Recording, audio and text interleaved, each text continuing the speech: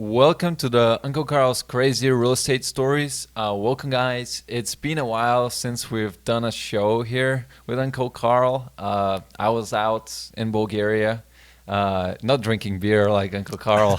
Well, you're 19. You can't drink beer. I can there. Oh, you can there? Yeah. Okay. So we're back. We wanted to give you some updates on all the deals, crazy deals happening in the New Year resolutions. So, Uncle Carl, tell us about your start of the new year. How your new year is starting?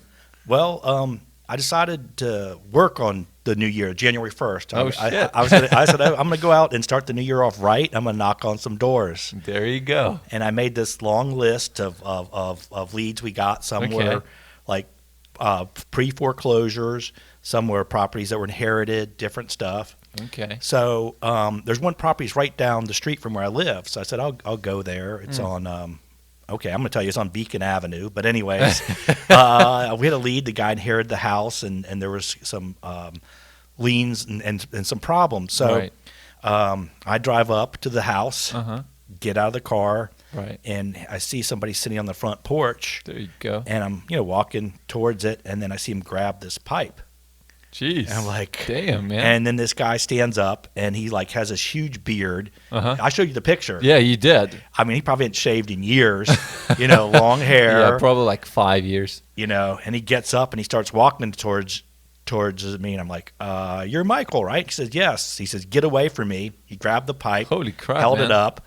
I was like, so I went back, I ran back to my car, and he started coming towards my car with the pipe and raised it up real high. I was, oh my God, I thought he was going to smash the windows. Yeah. So I was like, oh my God, why is this guy doing this? All Yeah. I did was try to come to his door. Right. So after that, I just started hightailing it down the road, and he was giving me the finger. So I pulled the over. Middle finger? Yeah, I mean, I was like, damn, what a reaction. I didn't get a chance to even talk to him. He's ready to kill me or something. That's a good start of the year. Oh, but then yeah, great start. So I turn around, get out of my car, and I start taking pictures of him. I wanted to place it. I wanted to place it on Facebook. I'm like, this is what really goes on out there sometimes. Some crazy stuff like this. So he's. So then I start giving him the finger back because he pissed me off, and he starts running a little quicker, and I get in my car and drive off. Oh my God, man! So I went back later that night too, drove by about 1 o'clock in the morning. I don't think he had electricity. He had two candles. Yeah. So I drove by and I stopped and started honking my horn as loud as I could, and then drove off again. Really? Hell yeah, I did that. You're a badass, man. He made me mad. I mean, I did it. But you know what? I've figured out why he chased me now. Why? Not that he should have. Why? I had this sign on my car I should have taken off. It says, we buy houses. So he was like, oh, another one of these fucking we buy houses people trying to steal my house from me. I think that's what's going through his head. Because I think other people had probably maybe tried to approach him too because they found out he's in a situation. Well, you don't know because he might... it might be saved your life because you didn't went that close to him to talk to him. That's true. If I would have been right up on top of him, it might have. He might have got. But I will tell you a story. It's been many years, but in high school, I set the running cross country record at Appalachian State Invitational. Really? Yeah. Damn. Man. So I used to be able to run, but I've gained. So you're good at it. So I'm used to it, but I've gained about 40, 50 pounds. But if I have to sprint real quick, I'm pretty sure I can run still, but I've decided to go back in the gym, lose some weight, and get ready in case I have to run. Because I think so. Something like whether there's dogs. Damn, dogs can bite you, real. Yeah, I had a little dog bite me the other day too. I was knocking on the door. The guy let his little nippy dog. It didn't hurt at all. Just nipping on. So you got to be prepared in this business. If you're going to knock on the door, you're going to have crazy stuff happen. But it will. So. That was an interesting start to the new year. Definitely interesting start. and when something like that happens, I had to go I was shaking, so I calmed down and I continued to knock on more doors and make more calls. There you go. You got to continue doing what you're doing. Yeah, but people, be careful out there. It is dangerous. You never know. It's probably better in pairs. And I always park my car in the Dukes of Hazzard getaway so that I can run in and get in the door real quick and go. because you never know what's going to happen. Yeah, there are crazy people everywhere. So that was the start of my new year, January 1. Right. So, I remember there was a duplex that you bought, like the half of it. And can you give us more updates on what happened to that duplex? Yeah, what happened was the guy had passed away, and there's 2 heirs.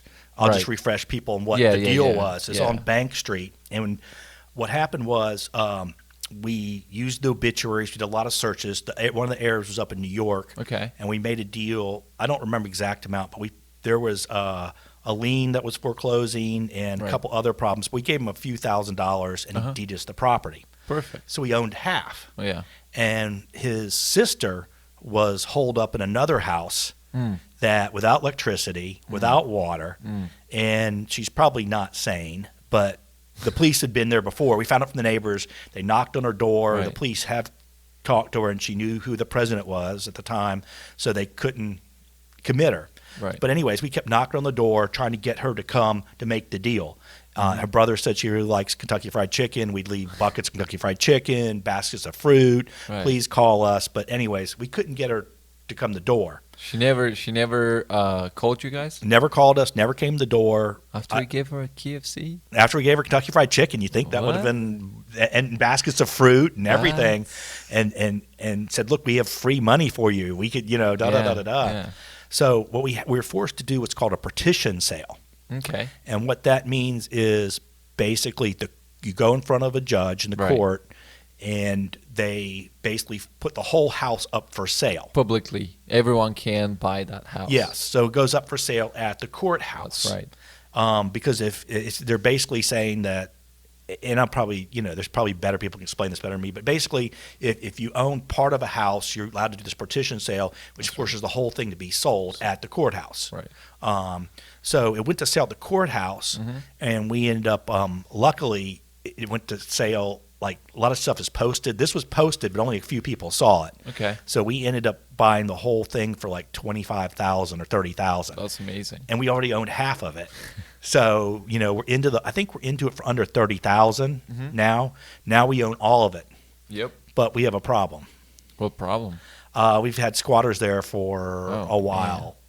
So So how are you dealing with those squatters? Well, we kept posting these notes when they weren't there. We kept knocking the door, posting these notes. We filed eviction papers. Yeah. And then I went by one night at about 8 o'clock at night, and they were cooking ribs, one of the out there.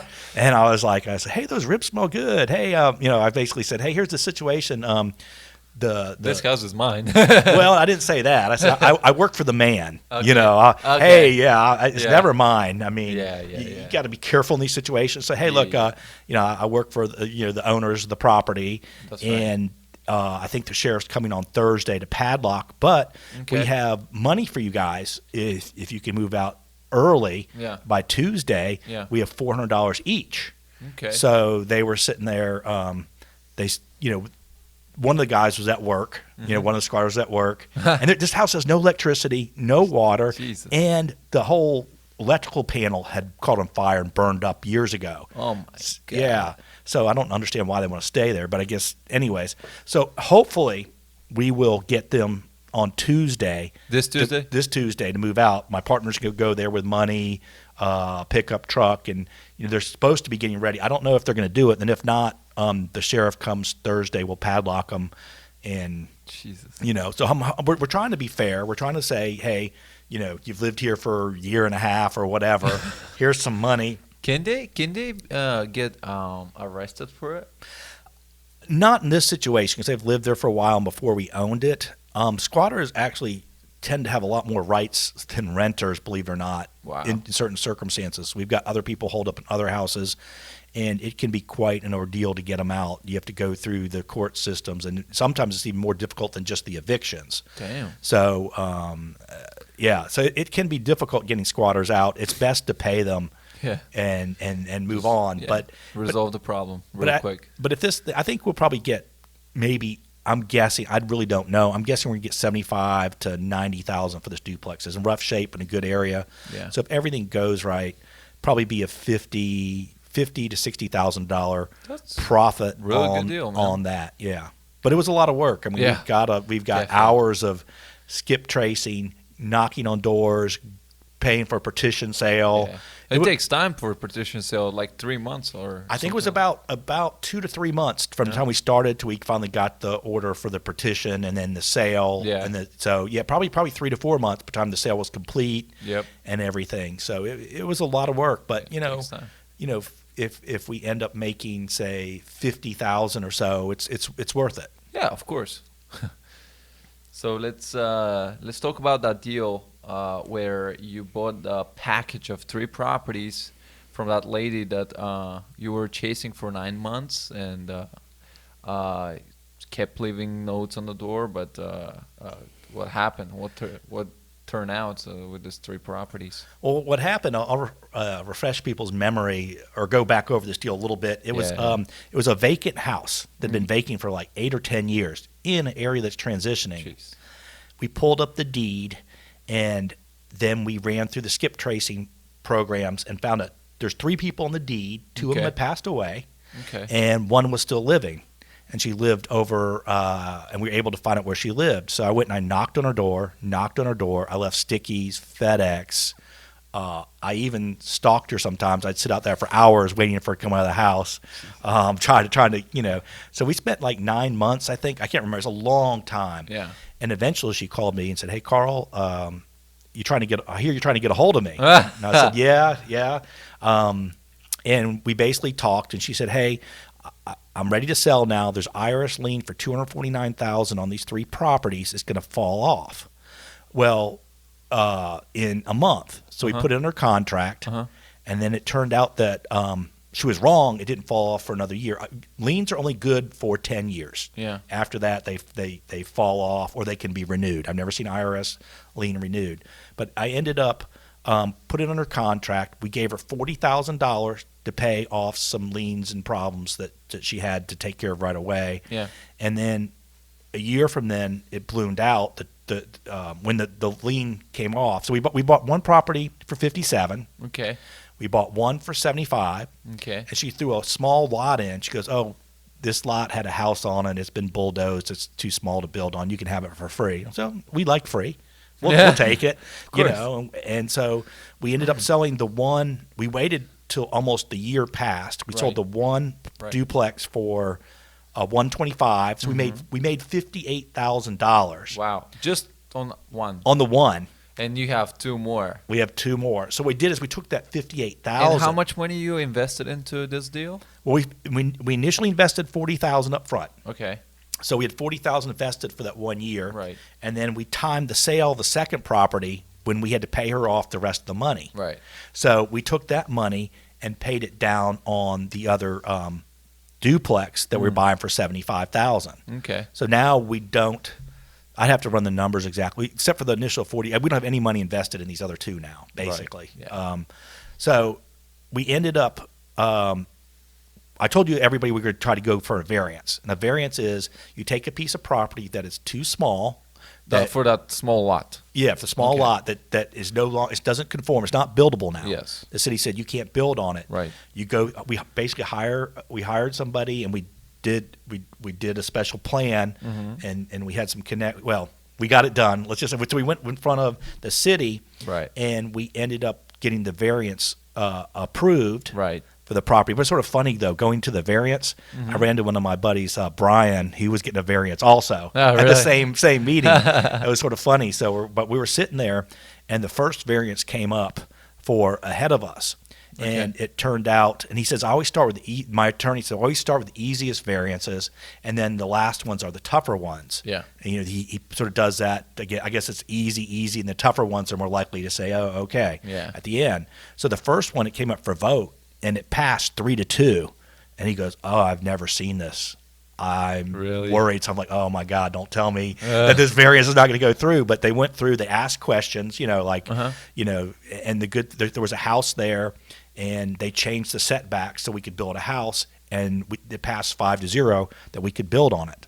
So now we took a lot we got for 0. spent maybe 3,000, 3,500 total between surveys and variances. Everything. And now it's going on the market for 96,000 tomorrow. There you go. I think we'll get that, maybe even more. I'm not sure. So, so that should be at least $85,000 profit on that. Yep. Now the other house, that's going on the market. We wanted to wait till the variance was done because it's right next to the other duplex. The other duplex goes on the market tomorrow also, I think, for 196. Wow. That's the one we bought for 75. Right. So if everything goes right, and we made 58,000. Let's say we make 90,000 and we make 80,000, whatever that is. That's pretty good money. Probably make $230,000 on basically a $40,000 investment. We might have another 20 invested too, but so maybe 60,000 total invested in the whole deal. Yep. And we should net 220 to 240 on the deal. And you took a little risk where the lien was up one more year. You had to wait, and stuff like this. There was a risk. The IRS could have renewed the lien, but they didn't. They let it, they let it go. Of course. And so, and we only had 40,000 invested. So if they would have, we would have gone. We had some other ideas that we could have done if they would have renewed the lien. Like we could have just rented it out. Of course. So it wasn't a high risk deal. So. Right. You got to calculate your risk. Yeah. So that deal, that just give you the update. The variance did go through. Nice. And a lot is going on the market tomorrow. Yep. And so is the duplex. And Boom. then we'll probably I'll give you another Did you do anything on the duplex, or did you just busting it? Yeah. We spent $1,000 cleaning it up. Okay. Yeah. So we got 1,000, maybe 1,500. Right. Just cleaning it up and mowing the grass and stuff like that. That's all we got invested. Got it. All right. What about that 30-year deal that's right across down the street from Walford? That duplex that you're working on. Oh, the house. It's on the house in Selden. Yeah. I'll start out. Go back over how we found everything.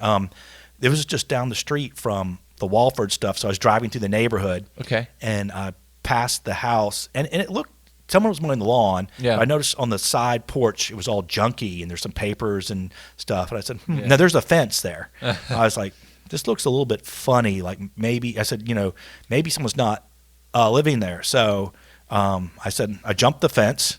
Okay. Seriously? I jumped the fence, and you're badass, man.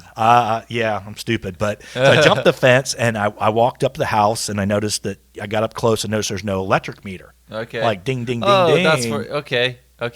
Yeah. No electric meter. Yeah. So then we pulled up, and it turned out that both owners had passed away, and we made this huge family tree. So we knew that if we could get this deal, it's going to be a good deal. Right. But long story, there turned out, I think I told you it was 20 heirs, but I looked back on it recently, and there's 30 heirs. So we ended up tracking down all 30 heirs. Wow. We befriended one lady who knew most of the family. We paid her an extra $1,000 to help coordinate it. And That's a good investment. We went through a little party down in Abbeville, South Carolina. We had like 15 or 20 people show up at one time and sign off. But anyways, that house we ended up being into for about 26 to 30,000 to purchase the property. Yeah, somewhere in that range, and then we put another 30,000 into it, approximately on the renovations. So I'd say we're into it for 60, approximately 60. And I just met with my real estate agent, and he said we could sell it for 225 to maybe 250 right now. Wow. So we could make 175,000 probably on that house.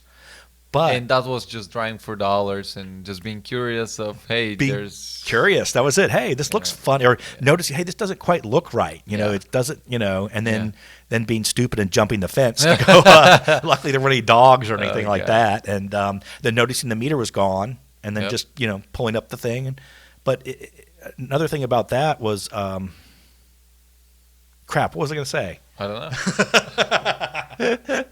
know.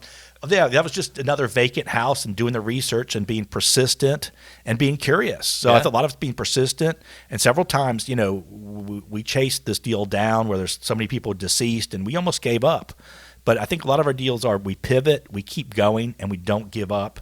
And we knew that we were the only ones going to solve it. Who else is going to track down 30 heirs and put that shit together? Nobody. Yep. Not even David Day, my buddy in Florida. So So what about that property that we were talking on the previous podcast with Maria? Yeah, you told us that there was a lot that you are going to get for free, if I'm not mistaken. And tell us about what happened there.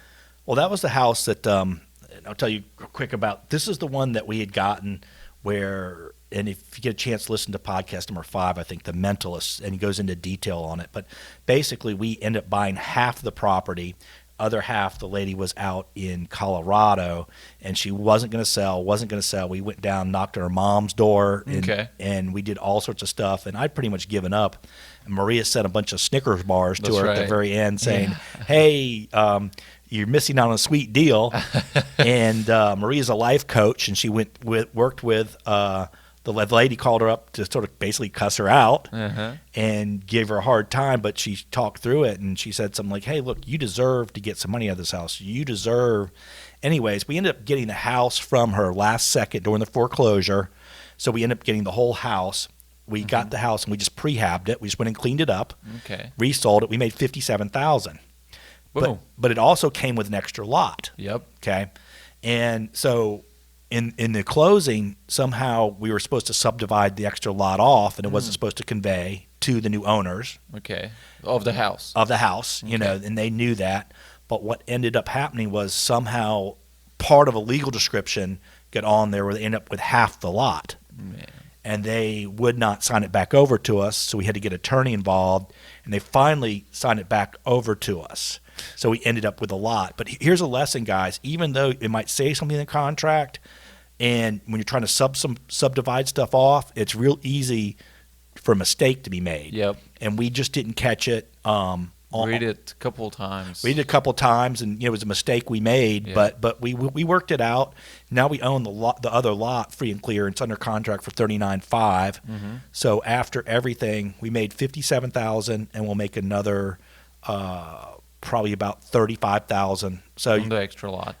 So it's 80. It'd be about $92,000 profit on that one deal. But we also noticed that there's that we could subdivide a lot off the house. There you go. You got to notice that. You got to notice. You got to be curious, and you've got to look for.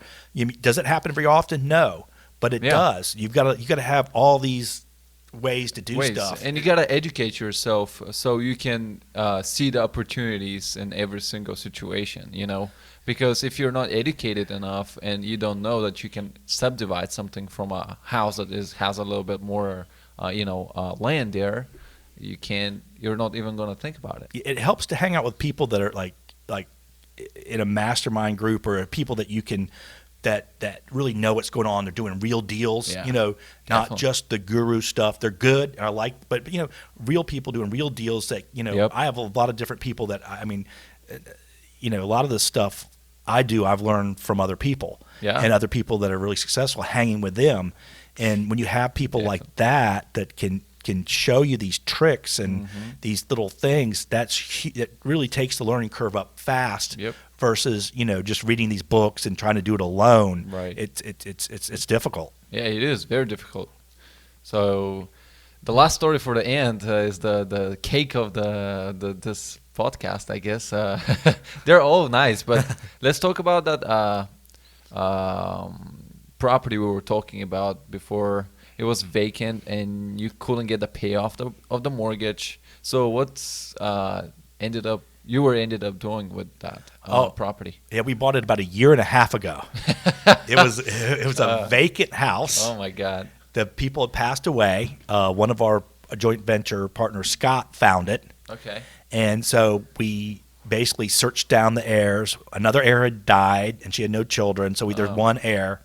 So we made a deal, and now we found out there was this lien out there for about $10,000. Okay. There was taxes on it. Yeah. No. There's a lien for about $10,000. There was a mortgage on it. We didn't know the mortgage amount; it hadn't been paid in years, but we knew it was paid down. Okay. And so we ended up giving the lady $2,000. Okay. For her part. Right. Now we're taking a risk here because we don't know. For her deed or the deed. Okay. So it's just she deeded it to us and she was out. She was the only owner, or there was some? She was the only owner. Okay, cool. There were some other people that would have been owners, but they passed away, so we had to build the family tree. So it turned out that we ended up we had it for a year and a half, and we didn't want it. We were trying to get the payoff, and we were having trouble with that. And we would try again and again, and but long story, we let it sit for a while, and then we came up with this special little maneuver that we work with our attorneys and stuff to try on the property. And there was a notice sent out to the mortgage company, Right. and they ended up satisfying the mortgage. They just said, boom, it's fine. They satisfied it. And I don't know how much it was. It could have been as low as $25,000. It could have been much as $65,000. We Nobody didn't knows. know. We were willing to take the chance on this deal for $2,000. Yeah. So they ended up satisfying the mortgage. Uh-huh. So we've got one. I think it's about $10,000. It might be less lien, and they gave him $2,000. We got another probably $2,000 in fees and stuff. So we're into it for $14,000. Okay. And it went under contract yesterday. I think yesterday for $87,000. Nice. No fees. So There you go. what's 87 minus 14? 87 minus 14 is 72. 72. Okay. So yeah, I'm not real good. Okay. So 72,000. So our net will be 72,000 on this one deal. There you go. You know, and did we get lucky? Yes. Of course, but that's the part of the game. Have you noticed we get lucky all the time? Yeah, that's all weird, the time. man. I think if you're out there doing stuff, you make your own luck. Yeah. And That's if you're definitely out there and you know these certain maneuvers and stuff, Yep. you know, but this deal, And you still be curious, man, because if you're not trying those maneuvers, you'll never know. yeah. Uh-huh. And so, you know, I won't tell you exactly how we did this sort of trick. But guys, so we're launching with Uncle Karl. It's gonna be called Uncle Karl and Friends Mastermind Group, and we are going to have made this group where we can share every single of Uncle Karl's, mine, and everybody else's, you know, successful people in the real estate game, where they can share all their knowledge and provide for you, every one of our subscribers there, you know, lessons, so you can do this kind of a deals. So if you want to learn more about it and you know, join our group, the first 100, right? It was 100. First 100 people, yeah. First 100 people are going to have a chance to be on the group for $95 a month. Subscription base, and they're gonna receive probably around 30% off of the course that we're gonna be launching of every single thing that we have learned so far in real estate. So if you're interested, stay tuned. We are going to give you an email where you can email us if you're interested, and we'll go from there. Yeah, and what's great about it is it's not just going to be me. I mean, I think that I've done a lot of cool creative things and stuff. Right. It's other people. Like we got, we haven't told her yet, our friend Laura Patterson. She's going to be on there one week. David Day will be on there. Other people that are doing different things too, and giving you also a different perspective from just the way I do things. Right. So you're going to get a lot of other information from people. Yep. We're going to have some Zoom meetings, and along with the Facebook group. That's right. And Zoom meeting once a week, right? Once a week Zoom meeting, And where some weeks it'll be me, some weeks it'll be me and you most of the weeks, and then other weeks we'll bring on a guest that they're going to show you real. These are real people doing real deals. That's right. Not just the guru people. And you know, you're going to get some really great information, you know, for $95, because it's going to go up after that. Absolutely. And I think it's a great value for just the $95 a month. Plus, you get you know, time with us to in the Facebook group to post your questions, and we can answer. And even if you have, even if you can't solve this deal, we can join venture sometimes. And the people on there will be able, because we're so busy, but the people that join this will be able to join venture. And I'm training some people too to help me out, because I'll be honest, sometimes my organizational skills could be a little better, but I've got some good folks that we've really trained that can help us with these deals. So let's say you're working on a deal with 4 heirs or some kind of stuff. I've got people that can jump in, work that deal, and we can joint venture on those deals. Absolutely. So if I were you, I would join Uncle Karl and Friends. There you go. You got it, guys. Well, thank you for listening, tuning up, and see you in the next podcast.